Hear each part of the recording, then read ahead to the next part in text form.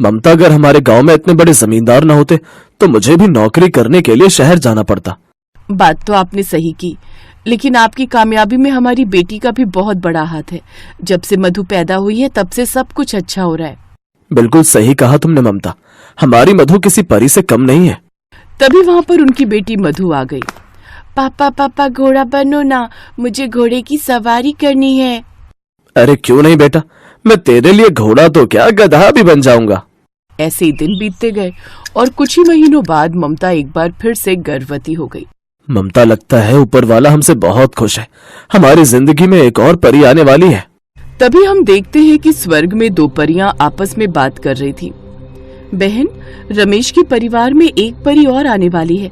ये बात तो पूरी तरह से सच है, लेकिन क्या ये लोग उस परी को पहचान पाएंगे? ये रमेश के परिवार के लिए एक परीक्षा है। बिल्कुल सही कहा बहन, अब देखते हैं ये अपने होने वाली बेटी को पहचान भी पाते हैं या नहीं। ऐसे ही 9 महीने बीत गए। एक दिन अचानक ममता के पेट में बहुत जोर से दर्द होने लगा। मधु के पापा, मेरे पेट में बहुत दर्द हो रहा है। तभी रमेश भागकर ममता के पास आया। पापा, मम्मी का पेट इतना फूला हुआ क्यों है? लगता है इन्होंने कुछ ज्यादा ही खा लिया है। नहीं बेटा ममता, मैं जल्दी से काकी को बुलाकर लाता हूँ, लगता है डिलीवरी का समय आ गया है। रमेश तुरंत भागकर गांव में गया और एक बूढ़ी काकी को बुला कर ले आया। काकी अपने साथ कुछ और भी औरतों को ले आई। रमेश बेटा, मधु बेटी को लेकर बाहर जा, हम थोड़ी देर बाद तुझे खुशखबरी देने आते हैं। मधु बेटा, चलो हम लोग बाहर खेलने चलते हैं। रमेश अपनी बेटी को लेकर घर के बाहर चला गया। अंदर काकी ने उन औरतों के साथ मिलकर ममता की डिलीवरी को अंजाम दिया। थोड़ी देर बाद काकी बाहर आ गई। रमेश बेटा, तू एक और बेटी का बाप बन चुका है, मुबारक हो। वो औरतें वहां से चली गईं। रमेश अपनी बेटी को लेकर बहुत खुशी खुशी घर के अंदर पहुंचा, लेकिन अपनी नवजात बेटी को देखकर उसका मुंह बन गया, क्योंकि उसका रंग बहुत काला था। ये क्या हुआ ममता, तुम्हारा रंग भी गोरा, मेरा रंग भी गोरा, मधु बेटी का भी रंग गोरा, पर ये काली कैसे पैदा हो गई? मधु के पापा, काले गोरे से क्या होता है? जो भगवान की मर्जी होती है वही होता है ना। काली तो रात भी होती है, लेकिन रात से हम लोग नफरत थोड़ी करने लगते हैं। ममता, मैं तुझे बहुत सीधी सादी औरत समझता था, पता नहीं ये किसका पाप है। मैं ऐसे अपनी बेटी नहीं मानता, मेरी सिर्फ एक बेटी है मधु। रमेश का ये रवैया देखकर ममता को बहुत दुख हुआ। खैर, माँ तो आखिर माँ होती है। वो अपनी काली वाली बेटी को भी उतना ही प्यार करती थी जितना मधु को, लेकिन उसका पिता और मधु दोनों ही उससे बहुत चिढ़ते थे। ममता ने अपनी बेटी का नाम सुंदरी रख दिया। धीरे धीरे दोनों जवान हो गई। माँ ने तेरा नाम सुंदरी इसलिए रखा है क्योंकि तू असल में सुंदर है नहीं। मुझे तो तुझे अपनी बहन कहते हुए भी शर्म आती है। दीदी, आप मेरी सगी बहन होकर मुझसे इस तरह बात करती हो। मैं भी सुंदर हूँ, बस मेरा रंग ही तो काला है। काले रंग वाले कब से सुंदर होने लगे? हाँ, तू सुबह सुबह मेरे सामने मत आया कर, मेरा सारा दिन खराब हो जाता है। खैर, मैं कॉलेज जा रही हूँ। मधु और सुंदरी दोनों अलग अलग कॉलेज में पढ़ती थी, क्योंकि मधु नहीं चाहती थी कि उसकी काली बहन के बारे में उसकी सहेलियों और दोस्तों को पता चले। इसीलिए उसके पिता ने सुंदरी का एडमिशन दूसरे कॉलेज में और मधु का एडमिशन दूसरे कॉलेज में करा दिया। रात में रमेश अपनी बेटी मधु के लिए बहुत सुंदर सुंदर ड्रेस लेकर आया। मधु, देखो तुम्हारे पापा तुम्हारे लिए क्या लेकर आए हैं। अरे वाह पापा, कितनी सुंदर सुंदर ड्रेस है। तभी वहाँ पर सुंदरी और उसकी माँ भी आ गई। अरे वाह दीदी, ये कपड़े आप पर बहुत अच्छे लगेंगे, एक बार पहनकर दिखाइए ना। देख, ज्यादा चापलूसी करने की जरूरत नहीं है। मैं तेरे लिए कपड़े लेकर नहीं आया हूँ, अपनी बेटी के लिए लेकर आया हूँ। पापा, मैंने आज तक आपसे कभी कुछ मांगा ही नहीं। मैंने कब कहा कि ये मेरे कपड़े हैं? मैं तो अपनी बहन की खुशियों को देखकर ही खुश हो जाती हूँ। मैंने तुझे कितनी बार मना किया है कि मुझे पापा मत बोला कर। पता नहीं किसकी औलाद है तू, इतना काला खून मेरा तो नहीं हो सकता। देखिए, बार बार आप मुझ पर इल्जाम लगाना बंद कीजिए। मेरे चरित्र पर उंगली उठाने से से कम एक बार अपने दिल से भी तो पूछ कर देख लीजिए कि क्या मैं कभी ऐसा कर सकती हूँ। अगर तूने ऐसा कुछ नहीं किया तो इतनी काली लड़की तेरी कोख में आ कैसे गई? ऊपर वाले का शुक्रिया अदा कर कि मैं तुम दोनों को इस घर में रहने दे रहा हूँ, वरना कब का निकाल कर बाहर फेंक चुका होता। खैर, ये तो रोज का काम था। ऐसे ही दिन बीत रहे थे। फिर एक दिन सुंदरी अकेले ही पास के गार्डन में कहीं घूम रही थी। तभी उसने एक मोरनी को देखा। अरे वाह, कितनी सुंदर मोरनी है ये, पास जाकर देखती हूँ। सुंदरी ने पास जाकर देखा तो मोरनी के खून निकल रहा था। वो घायल अवस्था में पड़ी हुई थी।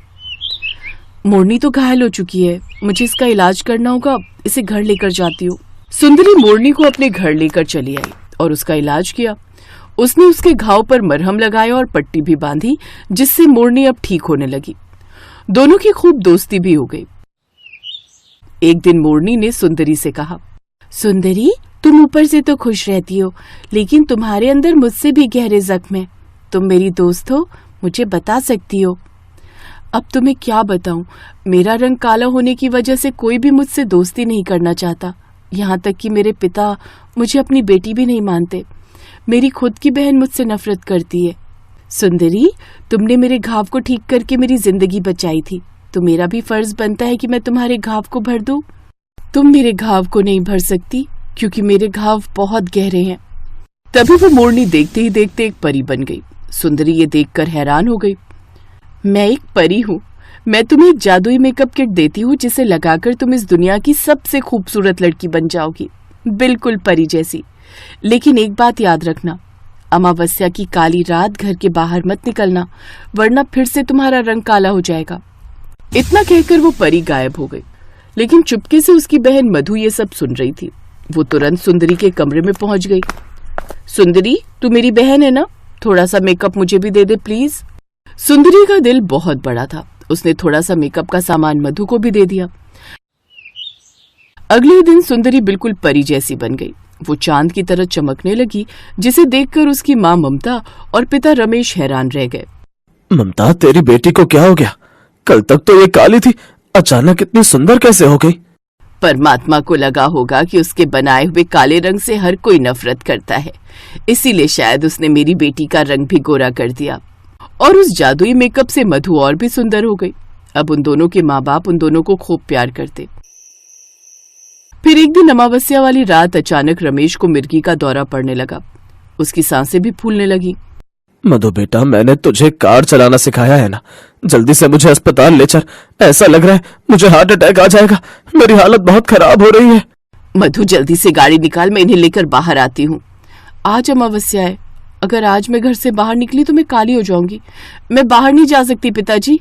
कोई बात नहीं, मेरी माँ ने मुझे भी कार चलाना सिखाया है, मैं पिताजी को अस्पताल लेकर चलूंगी। चलो माँ। सुंदरी ने कार स्टार्ट की और अपने पिता को लेकर अस्पताल पहुंच गई। डॉक्टर ने उसका इलाज किया। सुबह तक वो पूरी तरह ठीक हो गया, लेकिन जब सुबह उसकी नींद खुली तब उसने देखा कि सुंदरी एक बार फिर से काली हो चुकी थी।